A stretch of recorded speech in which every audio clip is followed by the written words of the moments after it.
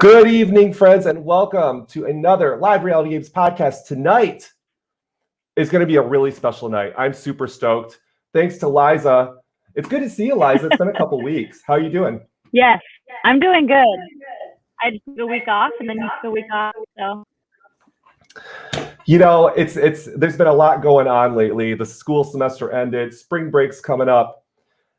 But we are here to talk about two episodes tonight, episode 7 and what just went down at episode 8. So if you don't want spoilers, you're going to want to turn this off, head over to YouTube to Surviving Maine, subscribe, like, hit the bell, and you are going to get two great episodes. I'm going to spoil a little bit for you. It's merge time, and so you know gameplay is going to go up, up, up. But if you didn't know, because I didn't know until about an hour ago, we have a super special guest today. I could not be more stoked. So, speaker, author, leadership expert, and survivor extraordinaire, we have Carolyn Rivera. Mama see, Mama do. Welcome. Hello. Thank you so much. So excited to be here. It's super awesome to have you. I watched you in Survival Challenge with Liza. Have you guys seen each other since the game? Yeah. Where did we see Have each we? other? Didn't you go to Hearts of Reality? no, I've never been to Hearts of Reality. Okay, then we haven't seen each other. I don't think Did so. you I think come this to is the any first of- time. Did you come to any of the Boston Oh yes, at the Boston Yeah. viewing parties, we've seen each other. You're right. viewing parties? Yeah. I'm like, I know Yeah. I've seen you. Yeah. Yeah. So welcome back, a nice little reunion right here. I was fortunate to watch you guys play. A great season. I always talk about Liza's gameplay. The thing that always sticks out is the alliance that sticks out to me is the Acorn Alliance. Every time I think about your season, it's LJ, Jessica, those yahoos. That was so fun to watch.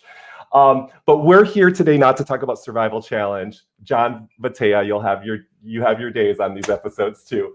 We're here to talk about episode 7 and episode 8. And unfortunately, one of my favorites, a player that I could not read, and I love it when I can't read a player because that means you are doing something right. With us, unfortunately, blindsided. I was blindsided. With us is Emily Anderson from episode 7. Welcome, Emily. Hey. As we say in my Zoom class, you're Hello. muted. Yeah.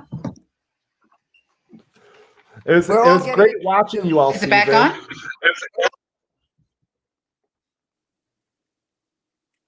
I had a lot of fun being there, kind of, mostly.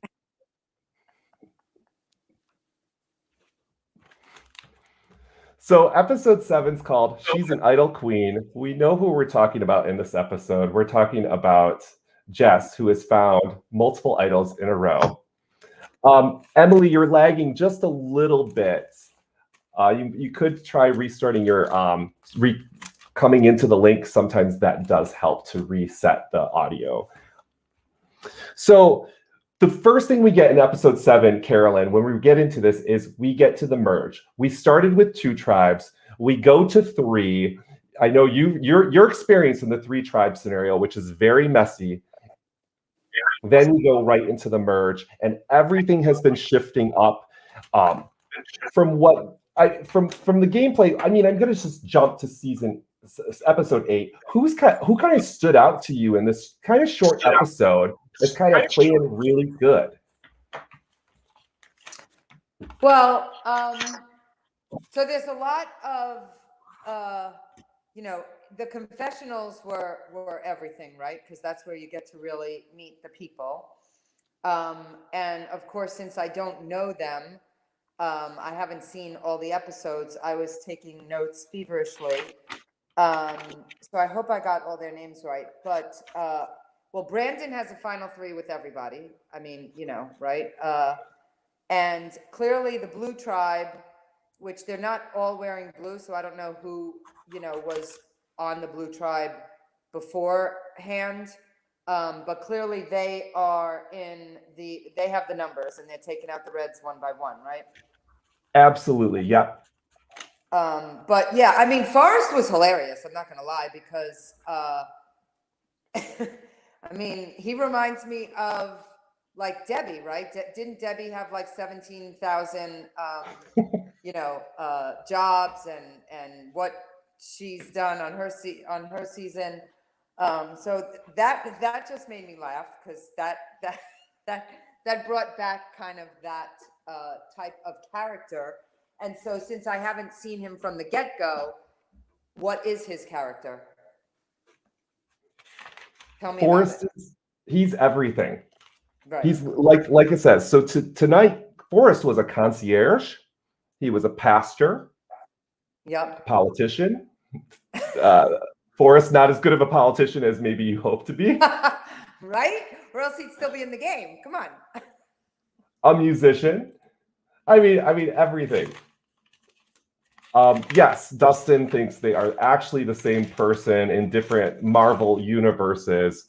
That would make sense. I actually made a connection to the Marvel universe. I'm actually new to this. This is kind of an embarrassing concept, but I just started watching Marvel movies because my partner's into it. But anyways, I think Jess is Captain Marvel because she's consistently is invulnerable to anything that happens in the game. So Carolyn, what happened is Jess flopped into a tribe.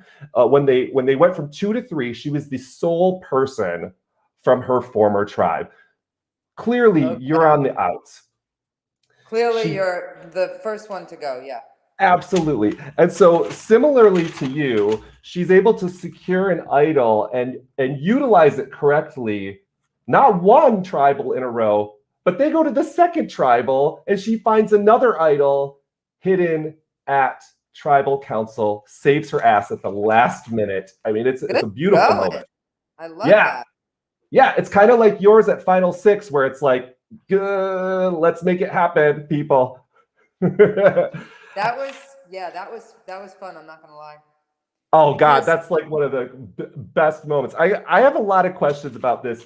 So like, you were one of the things I felt when I watched you play. As much as Liza, I want to talk about Surviving Maine. It's Carolyn's here. I have questions to ask. You're totally fine. Okay, awesome, cool. Because this is like a once in a lifetime opportunity. You knew So was lying the second So came back. Like, right, boom. Yeah. Yeah. You're able to read people pretty and well. We're pretending that, okay, yeah, of course there's a neutral. What? When was there ever a neutral? Come on. This is not my first rodeo, right? I've watched every season. Yeah. No, so yeah, everyone knew she was lying. That was the funny part. Like, I knew she was lying. Shireen knew she was lying. Max knew she was lying. Like, we all knew she was lying. Like, come on. So, like, right from the get-go, we were, not believing her. Absolutely. So after watching this episode, is there anybody that maybe you would have gotten that So vibe from that you wouldn't think was necessarily being totally authentic to you?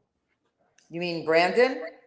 Yeah. Could you have seen through Brandon's bullshit? I mean, yeah. He's playing good.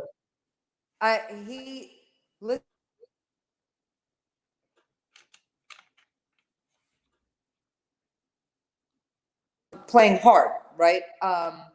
And he's got final threes with every single person on the tribe, right? So I mean, it's going to bite him in the ass for sure, because they're going to talk, right? And when people start going one by one, they're going to go to jury and they're going to be like, well, I had a final three with Brandon. I can't believe I'm here. And then they're like, what do you mean? I had a final three with Brandon. Who was in your final three? They're going to talk about it. So it's funny because he knows it. He said it in his confessional. He's like, I don't know if I could ever win the game, but at least if I get to the end, it'll be fun because I have a final three with everybody. Yeah. It's true. And he talked also about trying to set up his game for merge and the swapping of numbers before anybody else on the former blue tribe would do this. And Carolyn, you also mentioned something too, and this came up to me as maybe a strategy. I don't know if this is like it's not a big strategy, but it's like a small social strategy. You talked about what they were wearing, and you said, "Oh, because this is the first episode I came into, I can't tell if they're from the blue tribe or the red tribe." I took note of that earlier, and I thought, isn't it a good idea to take off that colored shirt if Yes. possible at merge? 100%, because what you're trying to do is build a relationship with everybody. Now you're a totally new tribe, right? You're like on my season when Mike went a little rogue and a little psycho. You know, we were all going to vote him out whenever we could, but I was still trying to communicate with him. I was still giving him intel as to what was going on in the tribe because he kept winning, you know, and so you can't shut off your options, right? Because you never know when you need them. And so the symbol of colors separates the team, right? You know, you're over there, we're over here. That's why in the merge, you all get the same color buff. Even though, you know, I still had a yellow suit and everyone else had their own colors, but we didn't have the option of changing into anything else. But yeah, it's a good idea because subliminally, you're making a statement that we're a new tribe. So future live reality game players, a lot of times we're given t-shirts and extra buffs, and sometimes we get a lot more clothing than the Survivor players wear. You might want to take this into consideration, especially if you're going deep into the game, to not have that visual reminder that you are the other side or the second side or the third side of whatever swap happened. Like, be as neutral as possible. I think I've never thought of it too until this episode, and I thought, who's from which team? Oh, maybe, and I saw Justin had nothing on, and I thought, oh, that's a great idea. And Jazzy didn't have a shirt on. Absolutely, yeah, both of them. I think it's a good idea. So let's go back to Brandon a little bit. He's here in the chat. He's like talking about the shirt strategy and taking notes. Brandon, I gotta say, I've wondered about your strategy all game. And in episode 7, I saw you as really setting up your game if you want to get to the end and win. I saw that finally. And I kept saying to everybody that I live with, I said, Brandon, I need to see the action next. Where is the action? I think we see that in episode 8. Because as Carolyn's saying, you start to effectively make these groups, these final threes. We're seeing all of these great moves. But my friend, I know you work at Disney. I don't think you're a Disney princess anymore. You're clearly a Disney villain. So my question to the people on the podcast is, which Disney villain would Brandon be? Who? I didn't hear it. I didn't either. Liza, did you hear it? No, I just heard villain. Yeah. Well, I'm pretty sure Brandon is a Disney villain. I don't know. There's a lot of different takes. How about what's the guy's name from Aladdin? The villain from Aladdin. Oh, Jafar. Right? Because he's got power, right? Come on, Brandon, make it happen. You got power, you've got your whatever that thing was. But yeah, and use it. Brandon already said he was a villain. He's like, I was trying to be a hero, but now I'm a villain. Okay, embrace, baby, embrace it. I could see him too as who is it? The evil queen, Snow White's mother with the apple, having people kind of come taste the apple and fall asleep, and I'll vote you out while you're asleep. Yeah. The thing with Brandon is he's doing it. He's not doing it from a villain standpoint, right? He's like the side sneaky villain that you don't know he's a villain until after you freaking drank the Kool-Aid. You know what I mean? You think you're drinking Kool-Aid, and then all of a sudden it's like, oh snap, I'm dying here. Yeah. Yeah, absolutely. I mean, Brandon's his gameplay this episode really stands out to me as shifting him into a different direction into the end of this game. I had him on I think he was top 3 on my initial list for Lombard, but I think you're going up, buddy. Jazzy, you were at top 1, but I just see Brandon is making the moves that like Carolyn had to make in Worlds Apart to ensure that she could get further. I'm trying to make some more connections. One of the interesting things you did too in your season is you played your idol correctly, which is no easy task. It's easier the less numbers there are, yes, but it's not, you never know for sure, ever. There are a lot of idols in this game right now. We have Becky who has an idol. We have Jazzy who has an idol. We have, oh gosh, Liza, tell me there's one more idol. Isn't there a team idol somewhere? Or did they use that one? The team idol they used, and I want to talk about that in a second. I got some. I know there's 2. Becky found an idol last episode in the urn at Tribal Council. So 2 idols now have been hidden. Yeah, and then there's the other Becky one. and Jazzy have an idol. I didn't know about a 3rd one. Okay, thanks, Taylor. Taylor says Jess has it. Yes, that's correct. Jess got another idol in the buffs at Merge. So, of course, you have to look in the buffs.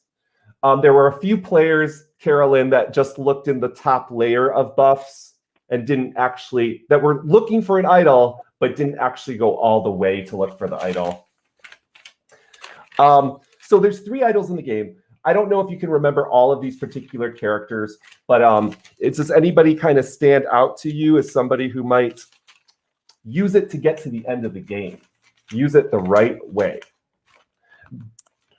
I think Becky is trying hard, right? Becky's on the red team, right? So she's at the bottom of, well, she's probably not the bottom of the red. She's probably more at the top of the red because she's trying to hang low, and you know, she's doing whatever the blue team tells her to do. And she has an idol. So, and she hasn't told anybody she has an idol, which is good, right? So, it's better not to tell people you have an idol, right? I mean, I had to tell Tyler I had an idol because I was nervous. I didn't want to use it that first tribal, and I needed to get Tyler on my team, and so I knew I had Shireen and Max, and so that's why I told him. But it bothered me the whole game because then I knew that somebody else knew I had an idol, and they could blow up my game. So it's better not to tell. So, and that's what Becky's doing. She's not telling, and she's playing along. So she's going to try and stay in as long as possible, and we'll see if she uses it right? What I really liked about her gameplay this episode is she's been feeling on the bottom of her original tribe because they are the tribe that had the team idol. This team idol was supposed to go at a swap. If they still had it at a swap, was supposed to go to the player or players in the most vulnerable position. The most vulnerable position was Becky. She was the only person from her tribe to go onto another tribe. They were fortunate to win all of the challenges, so they never went to tribal council. But Becky felt burned, and I think rightfully so. But I want to talk about this idol because the context of this idol, Carolyn, is one of the most. I watch a lot of these. I watch all Survivor, all that stuff. It's one of the most bizarre things I've ever seen in the game because there's no self-interest, and sometimes I just get surprised by people that don't have self-interest. I'm like, what's going on here?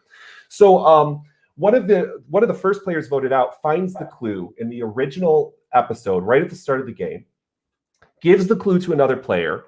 This player finds the idol. This player then finds the idol and gives it to another player. Oh, this is all pretty much open. And this player decides then this is going to be a team idol, hangs it on the tree, and it stays there the entire time. Even when they go to tribal council, nobody takes it until the swap is when they give it to somebody. Carolyn, I know, the look on your face. I'm like, I can't figure this out. Well, first of all, who's giving away an idol? Like, finders keepers, honey. You know what? Taking that, I'm putting it right where it belongs, and boom. That's coming with me. Come on, people. I mean, team is nice. Team is nice when you're not playing Survivor, right? Team is nice when you go to work. Team is nice when you're playing softball. Team is nice in those instances. Team is only nice in Survivor, before the merge. Yeah, I get that. But if you find an idol, you don't have to be giving it away.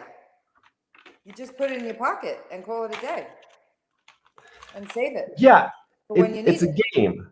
It's like free parking. Like you get to leave It's a game jail. for $1 million. Wait, no. How much do they win? Do they win like an urn? Because that urn was really pretty nice. Thank you. They win a 4-day, 3-night vacation. Really? Oh. Yes. Damn, we won $5 at our survival challenge. Yeah. They're winning a 4-day vacation? Yes. Nice. Very Like nice. legit, Liza? Like you're not saying the game is the vacation, right? No, like they get vouchers for a hotel and flights for 4 days and 3 nights. Oh, hello. Did you know? Go play Surviving Maine, people. You get a prize. Right? Yeah. Wow. That's really nice. Anyway, I love it. So get the vacation. Hello. Yeah. And the title of Soul Survivor, right? Yeah. That's huge. That's still in our community, Carolyn, it's still huge. Like the title of Soul Survivor for people is like, that's all some people come into these games because I'm never going to get on CBS and I want that freaking title so bad. And it's like, right? And when we see those fans, those are the type of people I want to watch and I want to play with because you're going to be fun to play with. The Liza, funny thing how is did that you I didn't see in this game that I saw in our game, Liza, is the competitiveness. Like, I don't know. I mean, I know you remember my competitiveness because I'm off the charts, but I felt like there were a lot more competitive people in our game when we played versus this game. They seem like they're so sweet and nice. And I'm like, come on. I mean, yeah, I want to be sweet and nice, but I once I get in game mode, it's like, all right, no turning back. We got to win. Figure it out. Yeah, I think that a lot of those people already got voted out at this point. At least from my perspective, I know that Katie was one of those, just like all about winning, all about the challenges, and was really like obvious and out about it. And also too, not so much now, but earlier on, Toby was like that also. Toby and Katie together were very much like all for the challenges, in for this, tribal immunity. And and this episode didn't really have super competitive challenges either, so I think that might speak to it a little bit. But I do think that the players in Survival Challenge were much more competitive and vocal about it than these guys are. Yeah. It's true, and there's something about Survival Challenge. I've been there helping to do social media for the last 2 seasons, and there's something about that group of players, that particular event, that is hyper competitive. They look for that in people. So for those of you, and I know we get hit up sometimes about Survival Challenge applications. They're pretty much always take them, but they go from after January 1st. This year was already cast because of COVID. But yes, if you have that alpha hyper competitive drive, and sometimes in Survivor, we don't see it in the first couple episodes because sometimes it takes an event to trigger it for people. It's like my alliance member got voted out. But that's what we want to see. And that's what my takeaway from Forrest getting voted out. I'm sad about Forrest because I feel like he's such a character that's so fun to play when he's figuring out the game and the show. He's somebody from the season I could watch on the actual Survivor and be pretty entertained. Yeah, it's interesting because he said he doesn't know anything about the show. So he's never played, never watched it apparently. Yeah, when he first went to vote for the first time, we had to teach him how to do it. Like he didn't know that was the marker or where to put the vote. So that's whether funny. he was acting or it was real, he really didn't know Right. anything. Yeah. Okay. Well, there are a couple of people like that that were cast on my season that really didn't know anything about the game. Like Will. Will didn't know the game. Joaquin didn't know the game. Most everyone else did, but those two definitely didn't. They were recruited. Rodney was recruited too, but I think he watched a couple of the seasons, so he learned the game a little bit. But yeah, it's always fun to be on a tribe with somebody who doesn't know the game, because then you're like, okay, you can tell them whatever you want. Then you get to play teacher. Love that. Follow me. Follow me, This I'm will gonna be help you. yes. It's great. And Forrest has the greatest quotes. I mean, we've said them all season we can talk about the elephant in the room. Forrest will not be on jury. There's two elephants. Emily Yeah, is what not in happened the. with that? So apparently, Yeah, let's get there. was he really pissed that he got voted out? Totally blindsided and couldn't deal? Yeah, that's what it was. And was really aggressive towards production, and said that he wanted to leave. So we just kind of let him go and let him do that. And he left right after. Yeah. Right after he got voted out. So just like Brandon, remember? Brandon Hans? Yes. Oh, Yep. yeah. Mm-hmm. Yeah. Brandon Absolutely. got a little psycho at some point, and they let him go too. Yeah, sometimes it happens. It's funny because I played this online sequester game, and it's, online kind of Survivor-ish. And I played with all other survivors. So these Cool. are people that I know right now and that I'm friends with. And so you don't realize how much harder it is when you have to play with people that you know. Because when they backstab you, you're like hurt. And so when I got voted out over a stupid little challenge, you had to pick evens or odds, and I picked evens and everyone else picked odds, and so I got voted out. But anyway, when I found out who voted against me, I was like really pissed. And I actually texted them. I'm like, I thought we were friends. And this is for nothing. You win absolutely nothing. It means nothing, but you get so like ingrained, like, oh my God. So yeah, I can see where you can get hurt. Not as much when you don't know people. Because when you're just meeting them and you know them for, a couple of days, it's not that big of a deal. But when you know them for years and you've been, talking to them and texting them, and then they vote your ass out, you're like, oh my God, like, I thought we were friends. Hey, Dustin, you tried to vote me out the round before. That's why I voted you out the round after. So that's my partner. We played an LRG. It happened. We're still together 10 years later. Okay. See? So he was annoyed because, yeah, you tried to vote him out and then he voted you out? Yeah. Oh, yeah. The next day when we woke up, it was the final three, and he looked at me and he goes, I'm leaving. I'm going home right now. And I said, oh, baby, no, you're not. You need to vote for me to win this game. And sure enough, exactly. I did not get to the final two. I was eliminated at the final three. But that said, there's a few things I want to take it back to Surviving Maine. There's so much happening in episode 7 that kind of leads into this, Carolyn. So I'm just going to put some context into some things maybe we could talk about. Toby has the idol, the team idol. And then when the merge happens, he plays around with giving it, like, who do I give it to? I want to give it. And he gives it to Justin. It seems like the reason is because Justin's getting kind of close to Jess. Jess is on the other side. Let's kind of make sure he's our number. He's kind of the leader. Let's make sure we're with Justin.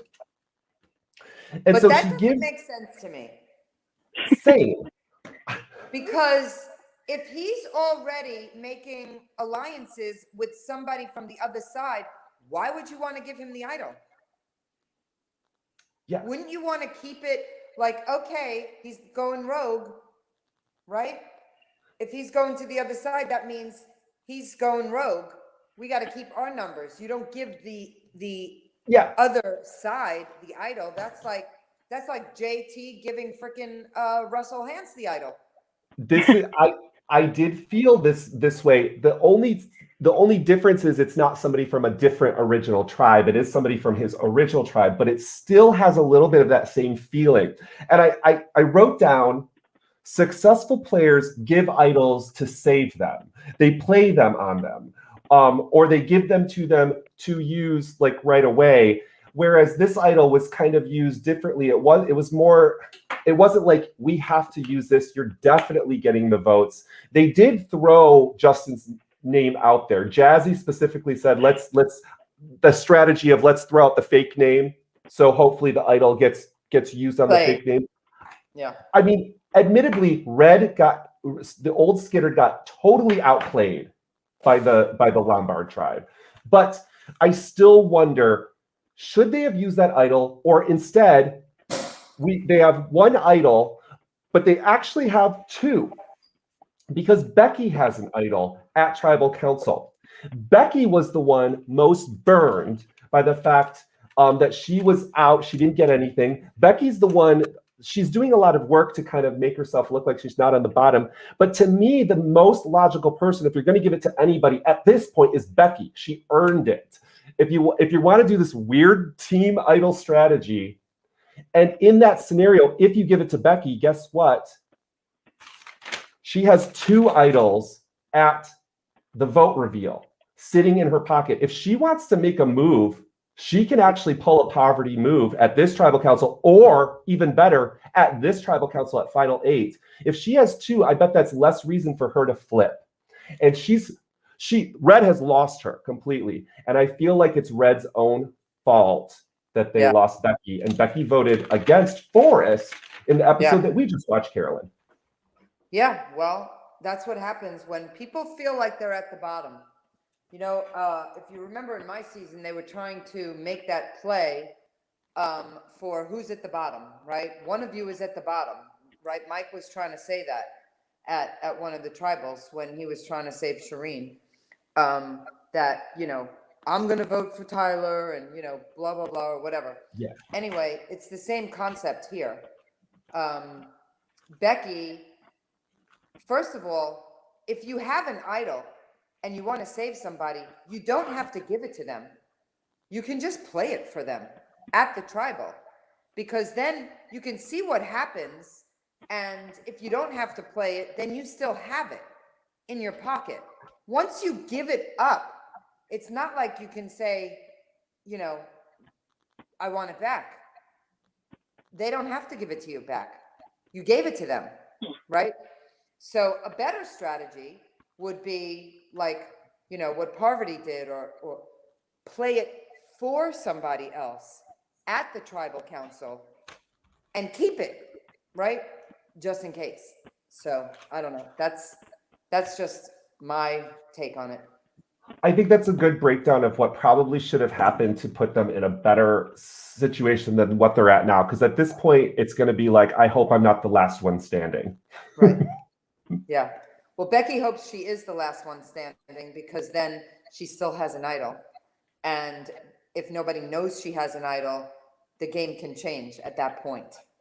So Becky has a good opportunity to take it to where she needs to, if she can stay, you know, just stay around and not have to use her idol before the numbers get too low.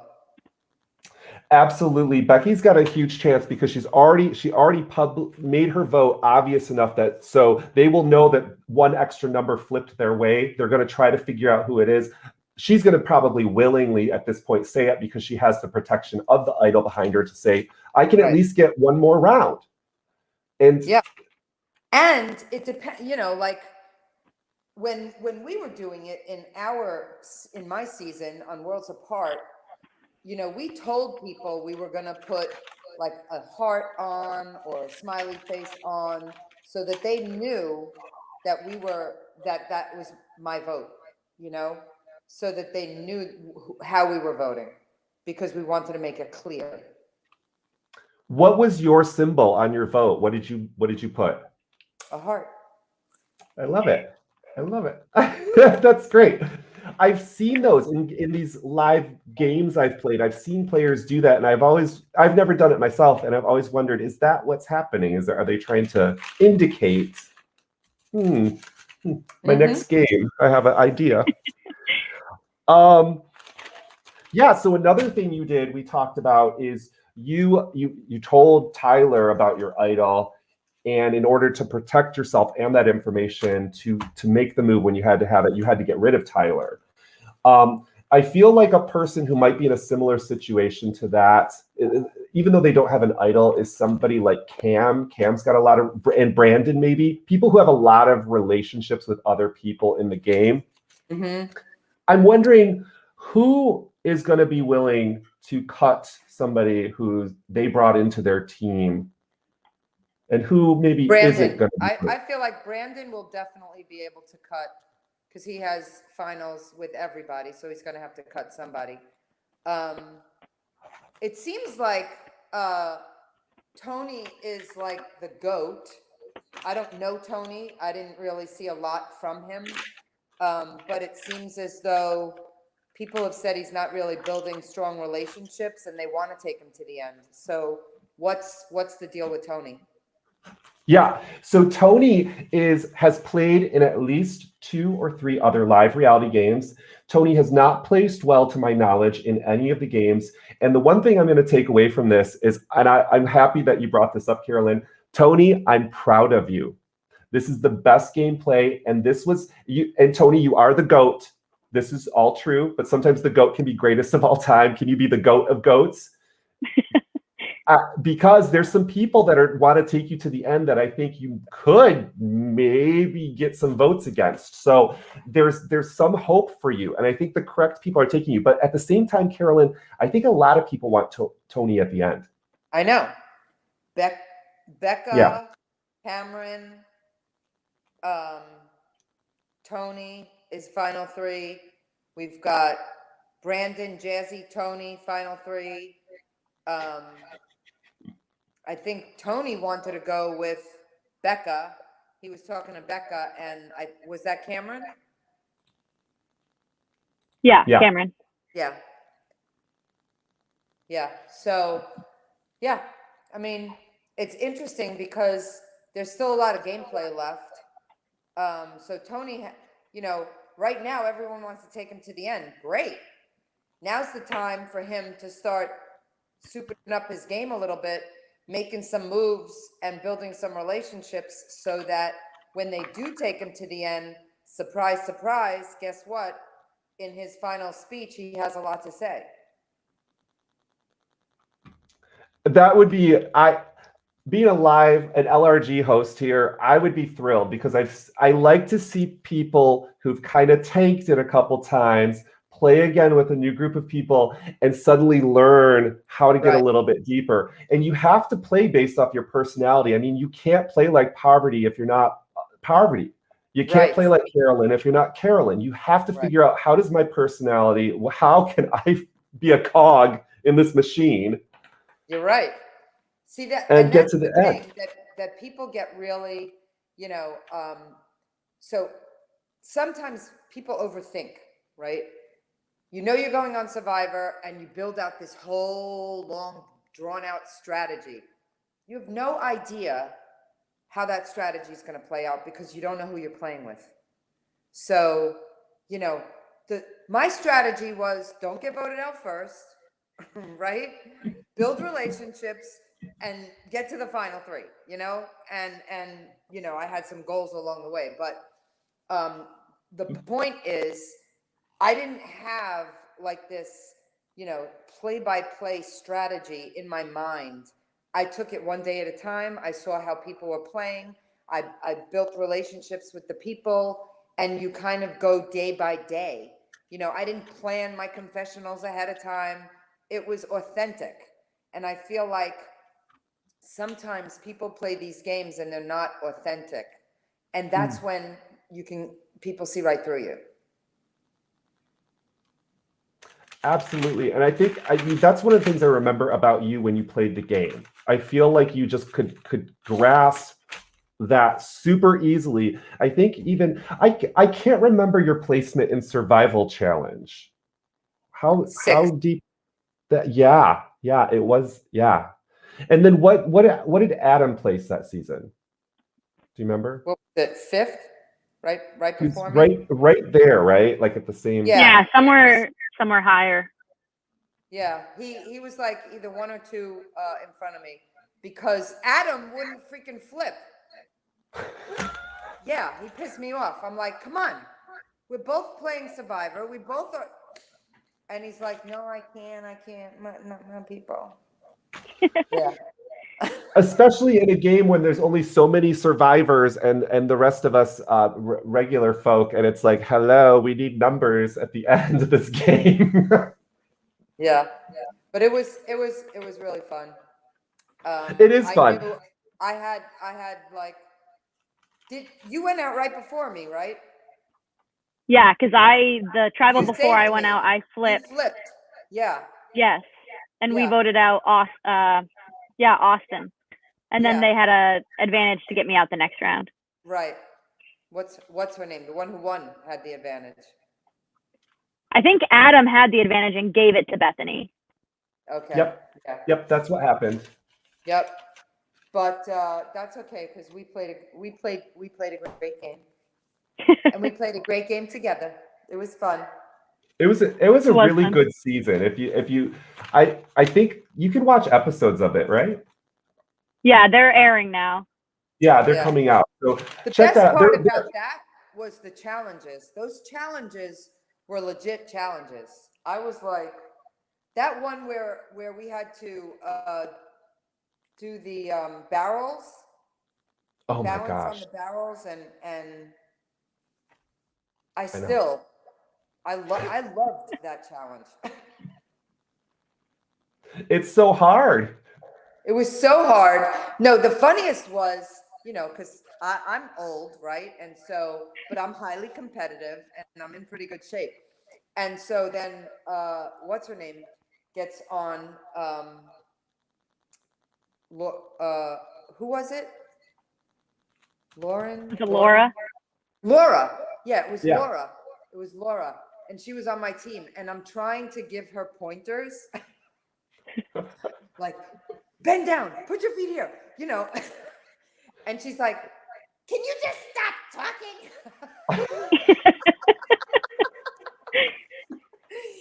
She could not balance on that thing. I wanted to kill her. I'm like, you're not listening. That's why you're not balancing. But yeah, it was hilarious. But see, I was trying to be the trainer because that's what I do in my real life. I train people, I teach them, I work with them. But she wasn't having it. Yeah, in fact, we frequently years ago would watch a lot of your live streams. Me and my partner, you'd go live. He's a big fan of yours, and he'd watch some of your inspirational and some of your prefaces to trainings. And I think he said, we work with Survival Challenge, and the people at Survival Challenge mentioned us, and he messaged you something, and they said, did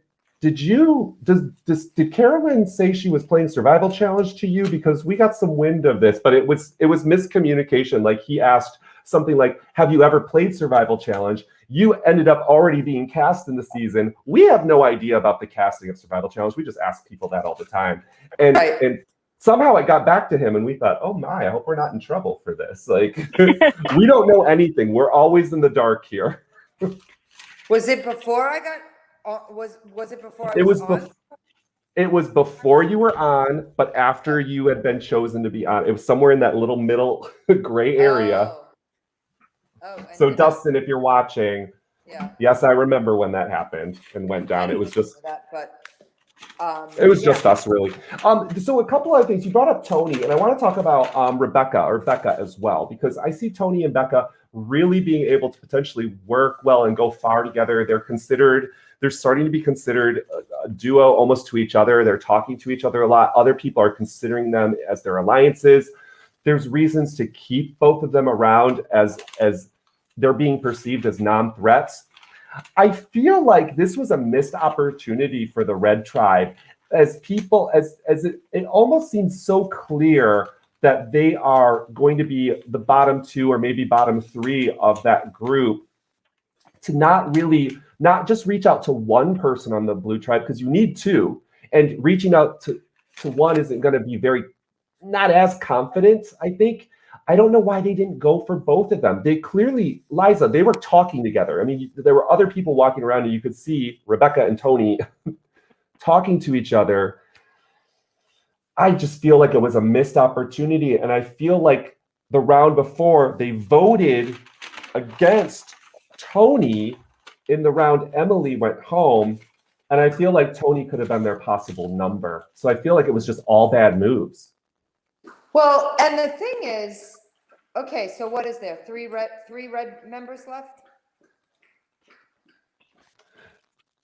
What was that? Sorry, I missed that. I was doing the comments. Are there 3 red members left? The red members left are Forrest, Toby, Becky, and I'm missing one. Justin. Justin. And Justin. Okay, so there's 4 reds and how many blues? 6 blues. 6 blues. So what those 4 reds need to do is find out who's the bottom 2 on the blue team. Absolutely. I mean, you could just do 1 at this. No, it has to be 2. Yeah. Well, 1 would make it a tie. Unless they're splitting the votes, which they didn't talk about. Splitting the votes, yeah. But yeah, 2 would be better. And that's the play that everyone makes, like every team has a bottom, right? Every team has a bottom. So you could say to the red people, okay, Becky, you're at the bottom of the reds, so you need to come over to the blues. Or you could say to the blue people, listen, there's 2 of you that are at the bottom over there. What if we can guarantee you a higher placement on this side? So I remember. I remember having this exact conversation with you, Mama C, during Survival Challenge. We're like in the middle of the night. Yeah, like that you're on the bottom of this, and that was one of the reasons why I ended up flipping. So it worked. Yeah, I know, because I had that exact same conversation with you. I'm like, listen, I can help you get further in this game. If they didn't have an idol, it would have worked. But if they didn't have an advantage, it would have been fine. We would have, because then we would have had the numbers. We would have taken it to the end. But we didn't realize they had an idol, so that messed up our game. But it does work, and I don't think they're working it. I mean, I worked hard all night long to get you over to my side, but I don't feel like they're doing that. I feel like the red almost is throwing their hands up and saying, "All right, just tell me who to vote for and keep me one more time in the game." Yeah, and it's not over until your name is written down in Survivor. You can be all alone and win the game. Hello? You watched Carolyn's season, right? Like that dude still won. That dude still won. And listen, even at Survival Challenge, I mean, I know that I was campaigning till the time they read my name, and I was loudly campaigning out loud at Tribal Council, come on, because what was the woman who wouldn't flip? Katie? Candace. I'm like, Candace, you're going down. Yeah, I think it was Candace. It was Candace, 100%, because I was like, I cannot believe that you don't see this. It's as clear as day. And then she got voted out next anyway. I was like, see, I told you. But anyway, yeah, you fight till the bitter end. I mean, if that's your personality. Yeah, Right. I mean, I think that's something that I don't think that's my personality, but I definitely do that in games. I did it in Durham while the voting was happening. I was talking to people, and I've done it in other games. And in South Africa, when I just played, it was that same thing too. At Tribal, people were voting, and I was still having conversations and still talking. Yeah, so they definitely missed that Right. opportunity to talk during Tribal, even though they Right. couldn't talk before. Right.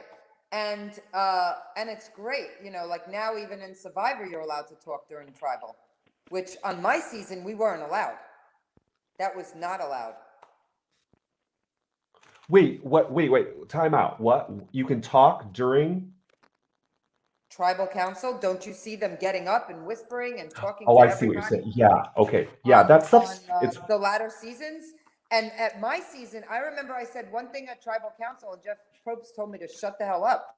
And I was like, oh, okay. We were not allowed to talk at Tribal Council, like with other people. Now it's a freaking free-for-all. Yeah. I can't wait to play again and have that. That seems like so much fun. You know what? That's so true, Carolyn. Next time I play, that's on my bucket list. I want to get the hell out of my seat and I want to whisper in somebody's ear the next time I play. It's really fun. Right? Yeah. Even if it, yeah. Excuse me, I got something to say.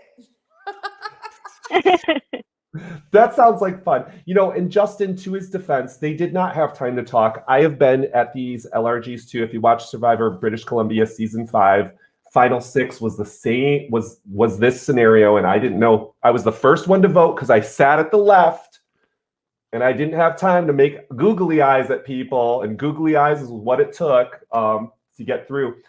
And the one thing, Rebecca, I don't want you to think it was unsuccessful. Because, Rebecca, you have a really good sense of who you need to bring to the end to win.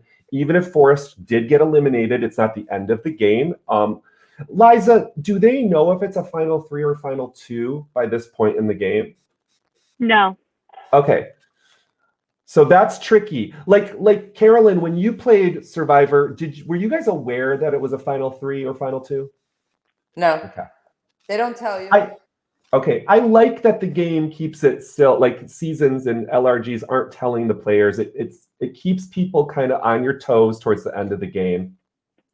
But a lot of the players, I think, are creating the right final 3s. Like when I hear their ideal final 3s in episode 7, episode 8, every time I write it down, I'm like, oh, yep, that's it. That's how you win. Oh, yeah, that's how you win. That's probably how you win. So the crazy scenario is I think there's a lot of win potential for a lot of these players if they can get the right ones out. Yeah, I mean, there's still so many people in the game that the right players, who knows who those are yet.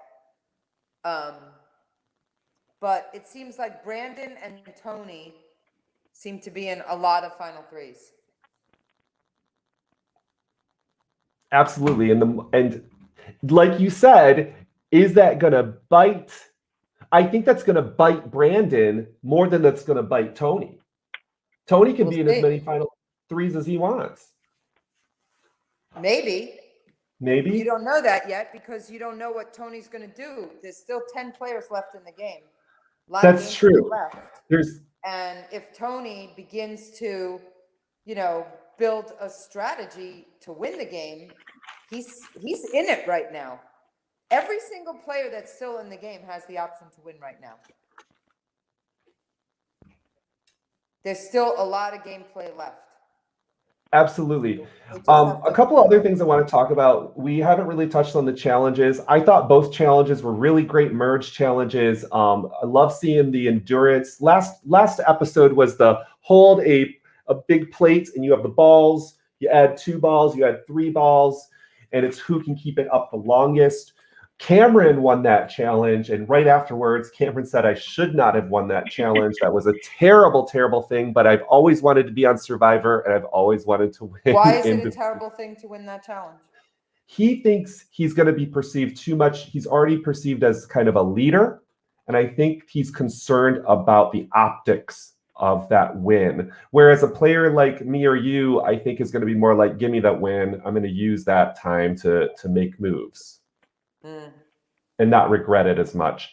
After that, we had the challenge where they stack wood blocks with their feet in this episode, which reminds us of, I always call them the scraggly feet episodes on Survivor, when we get close-ups of Survivor feet after 30 plus days. Never looked too good, but these feet looked great after just a few days, and they had to take their blocks and create a tower. We see this a lot with hands. I've never seen this exactly in an LRG with feet. I loved it. Yeah, I've seen it on Survivor, where they had to do stuff with their feet. Yeah, they had one similar to it. Yeah. And they put the flag in at the end with their toes. But yeah, who was the guy who came in second? Was that Forrest? It was Forrest, yeah. Yeah. I felt like he was watching. Who won? Brandon. Brandon. He's watching Brandon, and he's not trying to go higher because he's like, oh, I got this. I'm like, put another block on. Yeah. Right? Like, why would you just wait in hopes that, you know, and then Brandon puts on a block standing up to get a lot of height. Good move, Brandon. Good move. And then look, he's out of the game, right? Forrest is out. Yeah. That curse of coming in second in immunity is sometimes can get you. The person coming in second at the end of the game too. Oh, well, yeah, hey, at least you got something out of it, I'm sure. No, yeah.